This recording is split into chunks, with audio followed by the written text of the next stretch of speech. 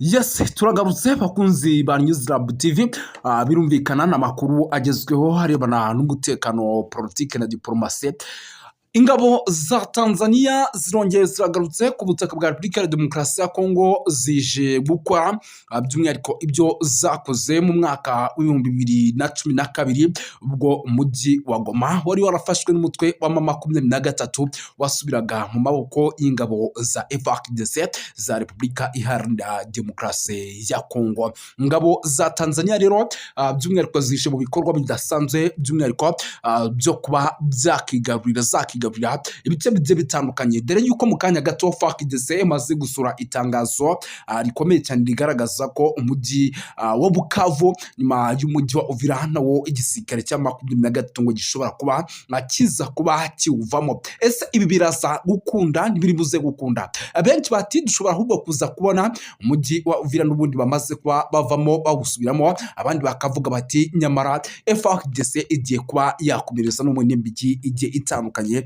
kuko ingabo za Tanzania zamaze kuba zihagera icyambo cya Kareme cya hano za Tanganyika. Ibiyaga birimo birakoreshwa ndetse n'umupaka wa Katumba byoherezwamo ingabo za Tanzania, ndetse nyinshi zamaze no kuba zigera mu mujyi wa Uvira, ukaba ari umujyi kugeza magingo ya urimo urakontororwa n'ingabo za FARDC. Tugiye kubyinjira mu minota mike cyane, by'umwihariko tubapdating, tubabwire uko situation ihagaze mu bice bigiye bitandukanye, ndetse tubabwire ikizi ingabo za Tanzania zije gukora nyirizina, dore yuko amakuru yo yamaze kuba ajya ahagaragara. Sibyo gusa kandi turaza kubabwira imibare y'abasirikare bamaze kuba bagera mu mujyi wa Uvira mu kanya gato gashize, ariko kandi tuzi no kubabwira by'umwihariko imibare y'abasirikare by'umwihariko b'abacancuro b'ababarakawuta bamaze kuba binjira mu mujyi wa Uvira, aba nabo bakaba baturutse mu gihugu cy'u Burundi, ndetse kandi tuze kubabwira n'ibikoresho by'ababirigi by'umwihariko byamaze kuba bigezwa mu gihugu cy'u Burundi ku kibuga cy'indege cyitiriwe Mayiko Ndadaye International Airport, by'umwihariko bizanwe n'indege zikomeye cyane, ndetse ibikoresho bikaba bigiye gutangira kwifashishwa mu kugaba ibitero mu bice bigiye bitandukanye birimo igisirikare cya M23. Turaza kuba byose rero tubikomozaho 5 kuri 5, tubiva ibuzi n'imuzingo, tugenda tubapdatinga, tubabwira uko situation ihagaze by'umwihariko mu bice bigiye bitandukanye. Gusa muraza kunyemera, usibye kuba umujyi wa Uvira turaza kubabwira byinshi bigiye bitandukanye, tunasimbukira mu bice byano muri teritwari ya Warikare, babwire yuko ubu tuvugana drone zitagira abapilote cyangwa se zitagira aba deleve, nyuma yuko ku munsi w'ejo zirashe mu bice bigiye bitandukanye. Ubu tuvugana no muri teritwari ya Warikare zimaze kurasa bikomeye kuri defense za M23 ndetse no bice bituwe n'abaturage. Turaza kubabwira ingaruka zigeze kuri defense za M23 cyangwa se ingaruka M23 ihuriyemo nazo muri rasa ry'indege, ariko kandi tuze kuba tugenda tubona abapdatinga, tubabwira byinshi bigiye bitandukanye. Sibyo gusa kandi turaza kwinjira mu busesenguzi, turebere hamwe uko byaba bigiye kugenda ku mirongo imire ku rugamba, nyuma yuko byamaze kugaragara ko ikibuga cy'imirwano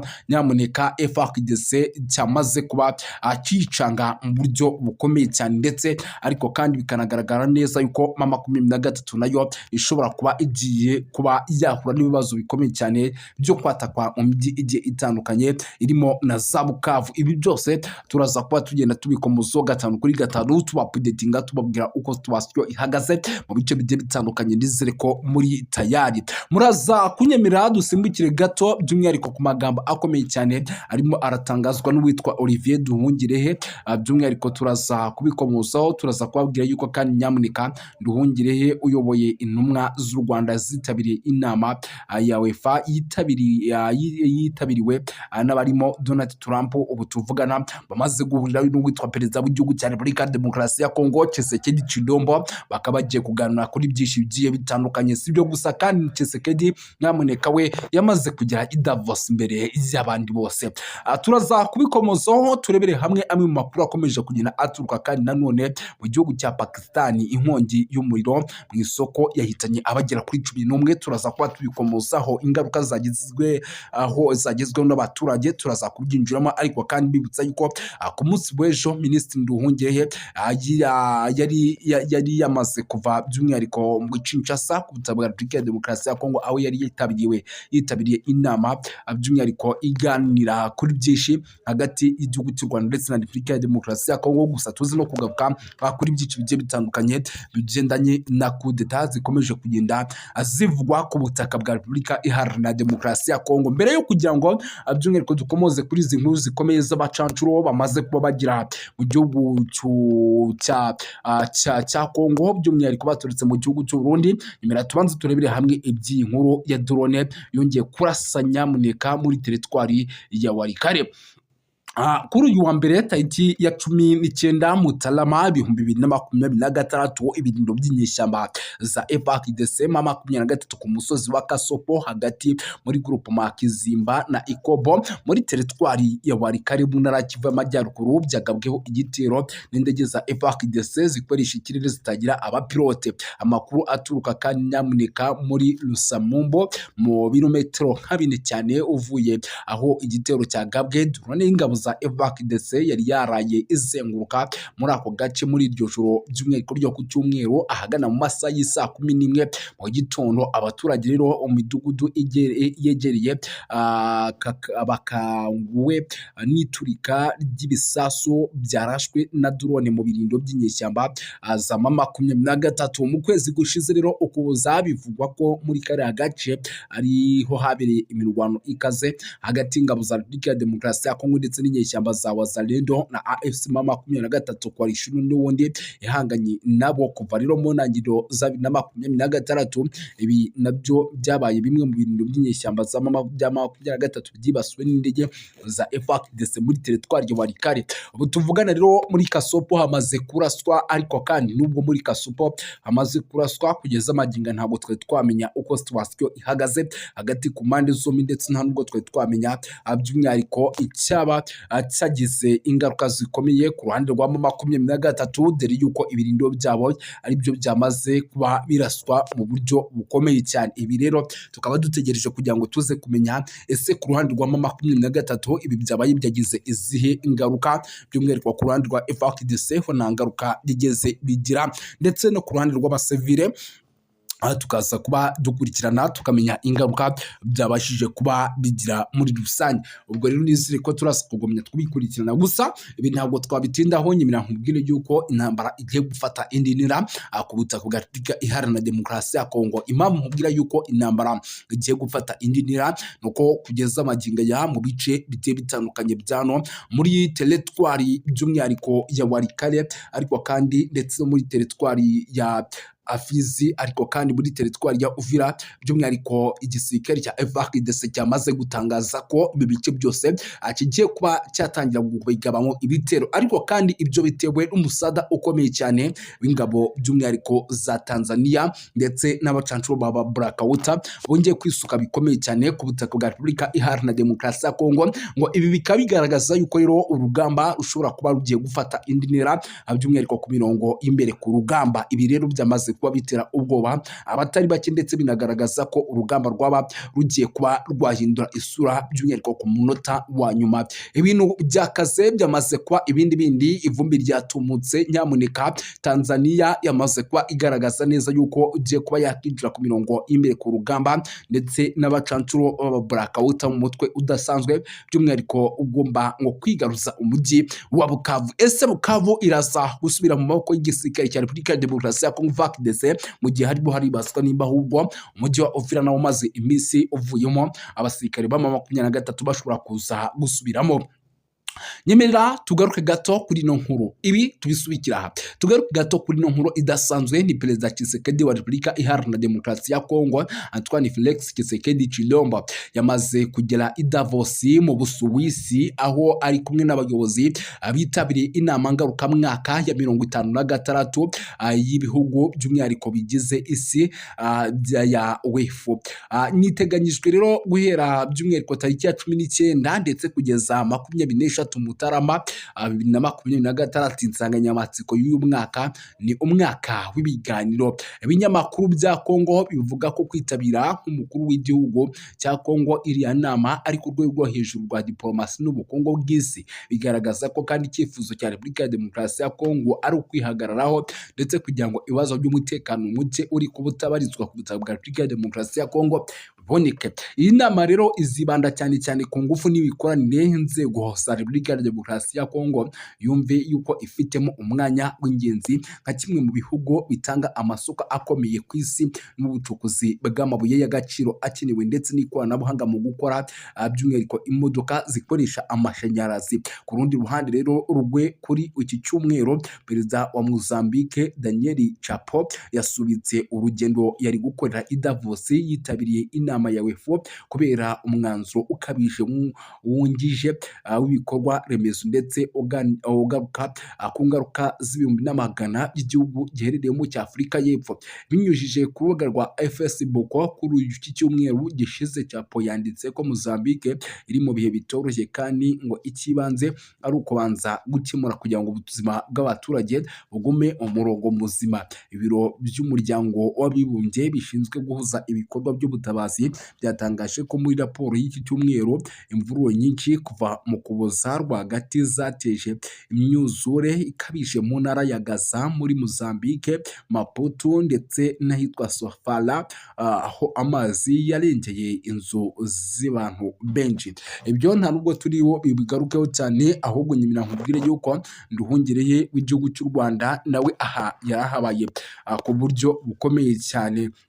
Minisitiri w'ububanyi n'amahanga Olivier Nduhungirehe uyoboye intumwa z'u Rwanda zitabiriye inama y'ihuriro mpuzamahanga ku bukungu bwa World Economics Forum iri kubera i Davos mu Busuwisi. Ni inama rero iri kuba ku nshuro ya 56. Ambasaderi rero w'u Rwanda mu Busuwisi yatangaje ko intumwa z'u Rwanda zitabiriye iriya nama harimo na Minisitiri Nduhungirehe, Minisitiri w'ikoranabuhanga by'umwihariko Innovation Musoni Paulo ndetse n'umuyobozi w'urwego rw'igihugu rushinzwe iterambere muri RDB nawe arahabaye cyane. Kuri uyu wa mbere rero nibwo inama ya World Economics Forum yatangiye ikazamara iminsi igera kuri 3. Abarenga ibihumbi bigera kuri 3 rero baturutse mu bihugu birenga 130 nibo bitabiriye inama, barimo abayobozi bakuru ba politike bagera kuri 400, barimo abakuru b'ibihugu bya guverinoma bagera kuri 65 ndetse n'abayobozi batandukanye b'ibihugu bigize itsinda rya G7.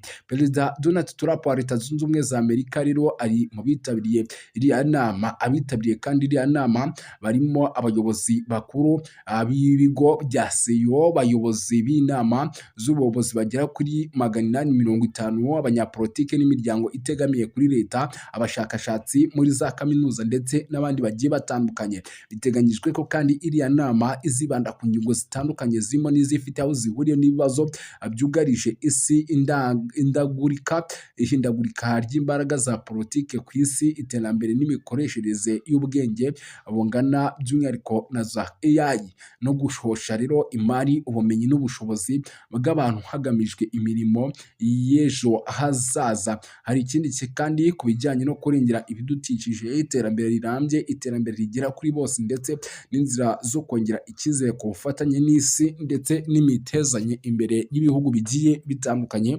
Ibi byose bikaba byamaze kuba bigenda bigaragara muri iyi nama. Amakuru ni menshi cyane arebana n'imitekano, politike na diplomasi, nk'uko imibare yashyizwe ahagaragara n'ibiro ntaramakuru bishinzwe iburanisha ibirebana n'ikirere Beijing kuri uyu wa mbere bigaragaza ko by'umwihariko umubare w'abatuye i Bushinwa wagabanutse ku nshuro by'umwihariko ya 4 y'abakurikiranywe mu mwaka wa 2025 nyuma y'uko umubare w'abana by'umwihariko bavuka muri iki gihugu wagabanutse ku kigero kiri kuri 80%.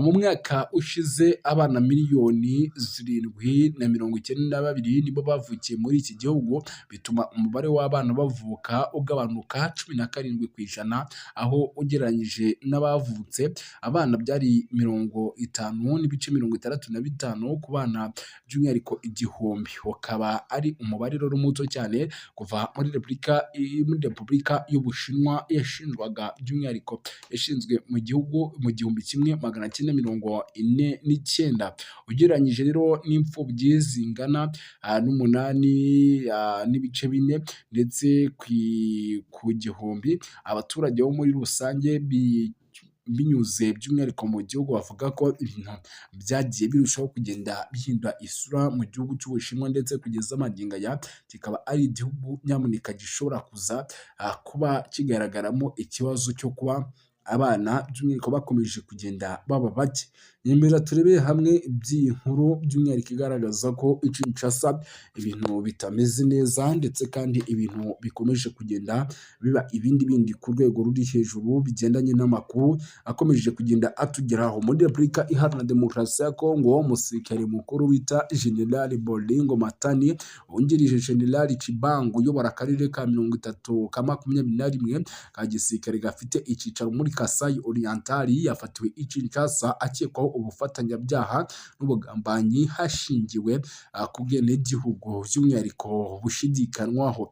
Ko itangazamakuru rya Mbujimaji Mavile ryatangaje ariya makuru, by'umwihariko ifatwa ry'uriya musirikare ryaje mu rwego rw'iperereza rikomeje, by'umwihariko nk'uko bivugwa ko rigamije gusukura igisirikare ndetse no kumenya abacengezi bacingiye mu nzego z'igihugu cyabo. Ariko kandi biravugwa ko uyu Matani akomeje kugira by'umwihariko ikibazo gikomeye cyane cy'ibyo yaba yafatiwe kugeza magingo ya muri gereza yamaze kugezwamo afungiwemo, nk'uko itabwa muri yombi rero ry'umusirikare ufungiye muri CNC, by'umwihariko ikigo cyihariye cy'inzobere kibanda ahanini kuri dosiye zikomeye z'abifatanya isano n'umutekano ndetse n'ubutasi. Kuri ubu rero afungiwe by'umwihariko ahangaha mu gihe hari by'agateganyo isaha ku isaha bivugwa ko ashobora kuza kujyanwa muri gereza ya Ndoro. Ubu tuvugana rero nyemerera nkubwire yuko iyi nkuru tuyinjiyemo yamaze kugezwa muri gereza nkuru ya gisirikare by'umwihariko i Kinshasa ya Ndoro. Iri fatwa rije mu bihe bitoroshye muri Kasai Oriental, aho ibibazo by'umutekano muri politike bikomeje kuba byinshi. Umwe mu by'umwihariko bagaragaje ko uyu muyobozi yari yungirije by'umwihariko ari uw'akarere ka gisirikare, by'umwihariko yaba yarimo arashinzwe ibibazo n'ubundi bidafite aho bihuriye n'iby'abandi, kuko uyu nawe ari ahubwo muri bamwe bashinzwa ibibazo byo kuba afunzwe kubera yuko afite ahuriye n'ibibazo by'abarimo ba General Christian Kiwewe Songesha. Uyu General Christian Kiwewe Songesha murabizi neza yuko ari umwe mu bayobozi bakuru ndetse yahoze ari umugaba mukuru w'ingabo za FARDC. Kugeza ubu rero inzego za gisirikare ndetse n'ubutabera ntacyo buratangaza kuri ino nkuru, ariko twebwe amakuru twamaze kumenya nuko n'ubundi uyu mugabo nawe arimo arashinzwa byinshi birimo no kugerageza ngo nawe kuba yahirika ubutegetsi bwo witwa Antoine Felix Tshisekedi Tshilombo. Ibi byose rero kimwe mu bintu byamaze kuba biteza ubwoba ndetse binatuma by'umwihariko benshi babyibazaho ku rwego ruri hejuru. Ikindi kintu gikomeje kugenda kigaragara ku mirongo y'imbere ku rugamba ni uko by'umwihariko mu bice bigiye bitandukanye byano muri teritwari ya Masisi, mu bice byano muri za Gahira ibintu byamaze guhindura isura, ndetse ikibuga cy'imirwano by'umwihariko cyamaze kuba gicuramirwa kuri FARDC, kuko mu bice byose byari birimo FARDC byaba hano muri santere ya Masisi byamaze kuba by'umwihariko bigaragara neza yuko FARDC yamaze kuba yatakwa mu rwego kugira ngo abaturage bari mu bice byo muri teritwari ya Masisi by'umwihariko bakomeje kugira umutekano. Nyemera gato ibi nta nubwo ndi bubigarukaho cyane, ahubwo duhite tugaruka gato biri kugenda bivugwa ku ntambara imaze igihe ibera muri Repubulika Iharanira Demokarasi ya Kongo, ikaba ari intambara rero navuga ko ikaze, ariko kandi banze babwire amakosa amaze iminsi akorwa n'uwitwa Antoine Felix Tshisekedi Tshilombo. Ayo makosa binagoye kugira ngo ayahagarike. Uyu mugabo by'umwihariko akigera ku butegetsi yabanjiye guhangana n'umutwe wa M23 kugeza amagingo aya na n'ubu bagihangana. Ibi rero bikaba bigaragaza yuko by'umwihariko ikibuga cy'imirwano gishobora kuza kugumya kumucurikirwaho ku rwego rwo hejuru, ndetse umutekano ukaba warushaho kugenda uzamba mu buryo bukomeye cyane. Nyamuneka amakuru namaze kwakira atari ivumbi aragaragaza ko ku butaka bwa Repubulika ya Demokarasi ya Kongo ku kibuga cy'imirwano umutekano ushobora kuba ugiye kuzamba ku rwego rwo hejuru bitandukanye nk'uko byari bimeze, nk'uko amakuru y'ingenzi akomeje kugenda atugeraho, akomeje kugenda abigaragaza. Ariko ibi byose impamvu nyirizina ikaba ari Antoine Felix Tshisekedi Tshilombo wa Repubulika ya Demokarasi ya Kongo ukomeje kugenda akora by'umwihariko bimwe mu bikorwa navuga ko bidashimishije ubutegetsi bwa Repubulika Iharanira Demokarasi ya Kongo. Bino bikomeje gukara, ariko kandi bikomeje kuba bihindura isura by'umwihariko mu bice bigiye bitandukanye. Umutekano wakomeje kugenda uzamba nyimira gato, by'umwihariko ibingibi tuse nk'abisubikira hano tuze kugaruka mu kanya gato, by'umwihariko tubabwira n'ibindi bigiye bitandukanye.